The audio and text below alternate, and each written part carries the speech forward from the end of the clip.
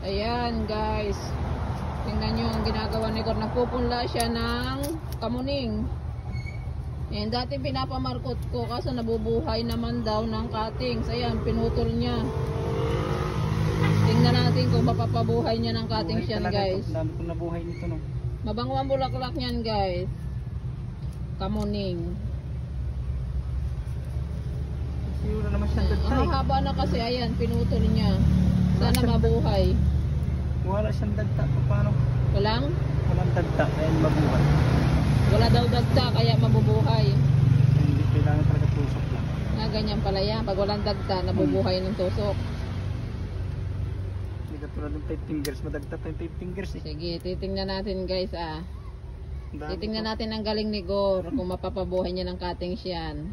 Kapabuhay ako nito noon sa bahay. Yan. Ang bulaklak niya, tinan nyo, parang ano din, parang sa sampagita din. Sampagita. Oh. Nap- Hahaba na lang. Ayan na, ang bulaklak niya guys. Oh. Mabango ang bulaklak niyan. Update ko kayo guys ha, kapag napabuhay niya yan. Oh, Bibigyan natin ng jacket yan, pag nakapabuhay. Sayang na naman tayo nito. Tuwa na naman mga audience. Ba, nabuhay na naman ako ah. Yun lang guys, update ko kayo kapag napabuhay niya yan. Thank you for watching, bye.